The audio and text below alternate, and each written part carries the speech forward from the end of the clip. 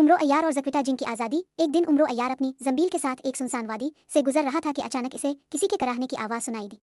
जब इसने गौर किया तो एक गार के अंदर जंजीरों में जकड़ा हुआ जक्विटा जिन नजर आया। जक्विटा, तुम यहाँ कैसे? उमरो ने हैरत से पूछा। मुझे सामरी जादूगर ने कैद कर लिया है। वो चाहता है कि मैं उसके लिए शैतानी मंत्र पढ़ूं, मगर मैंने इनकार कर दिया तो इसने मुझ पर जादू करके जंजीरों में बांध दिया। जक्विटा ने रोते हुए कहा। उमरो समझ गया कि यह काम सामरी जादूगर का है, जो हमेशा खतरनाक जादुई ताकतें हासिल करने के चक्कर में रहता था।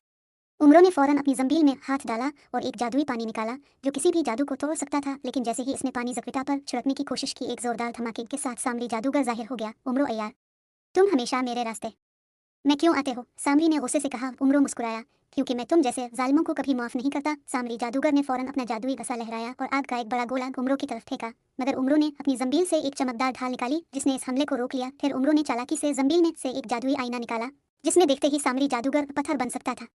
जैसे ही सामरी ने आईने में झांका, इसका बदन आहिस्ता आहिस्ता पत्थर में तब्दील होने लगा और चंद लम्हों में वो मुकम्मल तौर पर एक बेजान मुजस्समा बन गया। अब कोई नहीं जो तुम्हें कैद रख सके जक्विटा, उमरो ने कहा और जंबील से जादुई पानी निकालकर जंजीरों पर छिड़क दिया। जंजीरें टूट गईं और जक्विटा आजाद हो गया। मैं तुम्हारा एहसानमंद हूँ उमरो अय्यार। अगर कभी मेरी जरूरत पड़े तो बस मुझे पुकार लेना, जक्विटा ने कहा और बादलों में गायब हो गया।